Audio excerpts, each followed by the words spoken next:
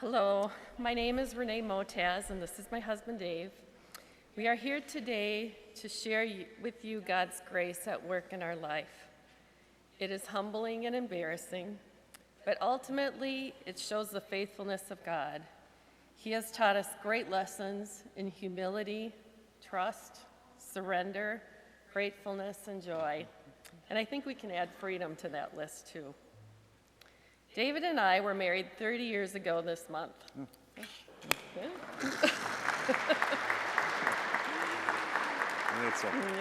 When we got married, we both brought debt into our marriage. We had intentions of getting out of debt, but life happened and we were financial enablers for one another. We could really justify any expense. The kids needed to go to camp, and we needed to go on vacation, and we needed another VHS cassette. Remember VHS cassettes? For the first 20 years of our marriage, we kept going further and further into debt, unsecured debt, bad debt. During that time, we had tried many types of budgets. We read books on how to get out of debt. We even imposed spending freezes on ourselves. We even half-heartedly asked God to help us with our finances, but we couldn't seem to make any progress. Fast forward 21 years into our marriage, our backs were against the wall, and we were drowning in debt. Living paycheck to paycheck, not really knowing if we could meet our bills each month. It's a very stressful way to live. Our prayers for help became more serious, desperate really. We prayed for answers, and we began to humble ourselves to the Lord. We had done all we could to mess things up. It really would take divine intervention to get us out of this mess. That summer, Renae heard about a job from a friend. The position was at a financial planning company. She had never worked in the financial industry before and was not qualified for the job, but decided to apply anyway. She found out that the business owner was a Christian and really valued her faith and brought that faith into her practice. That was really appealing to Renae, and she felt comfortable saying so in the interview, and that never happens. She got the job. One of the benefits of her new job was financial planning. This was both terrifying and a relief. Can you imagine being new in a financial job and then meeting with a colleague and telling them you have unsecured debt approaching 6 figures? It was humiliating. More than that, however, it was answered prayer. They started us on a plan to pay down our debt. Something was different this time, though.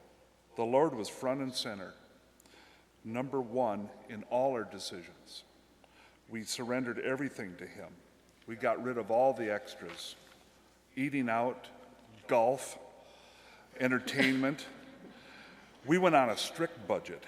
When the grocery money was down to zero, we didn't go to the grocery store and charge anything. We used what was in the cupboard and really got creative with some of our meals. One of my fondest memories of that time was when we had nothing left in our grocery budget. It was a Friday night, and we were at home with nothing to do because we couldn't afford to go anywhere. And we were both craving sweets.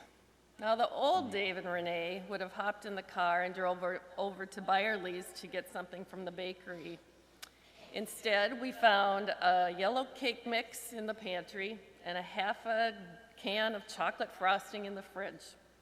We baked that cake and frosted it, and then we each grabbed a fork and sat down and ate that cake right out of the pan. Yeah. We had such a good time. We were laughing and joking, and it is just a night I'll never forget. And I don't think that would have happened had we gone to Byerly's to get a donut. It was especially tough saying no to our friends and family when we were invited to do things. That really exposed us. But we kept our eyes on the Lord. Though going through this was one of the toughest things we had to do in our married life, it was also one of the things that brought us closer together, Renae, myself, and God. I remember one Sunday sitting in the St. Rose parking lot before Mass, and I had a meltdown. We were going in the hole every month. I really couldn't see a way out. I lost all hope that we would ever be possible for us to retire. About a year later, Renae was given a book by a dear friend. It's called The Blessed Life. The book is very challenging and offers suggestions on how to give the Lord your first fruits. It also talks about how faithful God is and that He will provide all you need if you are faithful to Him.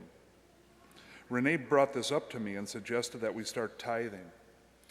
My response was, okay, let me get this straight. We're going in the hole every month and you want to start tithing? I thought she had lost her mind. We spent time in prayer together asking God what to do. We stepped out on faith alone. It made no logical sense at all. We had already been giving to the church, but now we were going to start tithing on our net income. And we barely had enough money to cover our bills and anything extra. We met with our financial advisor and told him about the book and our plan, and he was 100% on board. The very next week, the first check we wrote after getting paid was to St. Rose. That's when things began to change. It was nothing short of a miracle, seriously.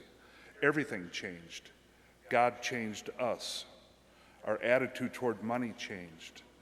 Our generosity for other things increased. Our selfishness decreased. It was because of the grace of God in our lives. Later, we even pushed ourselves to tithe on our gross income rather than our net income. We were given the grace to be disciplined without being frustrated or anxious. I even became less cynical. That didn't happen. 4 years after this journey began, except for our mortgage, we were debt-free.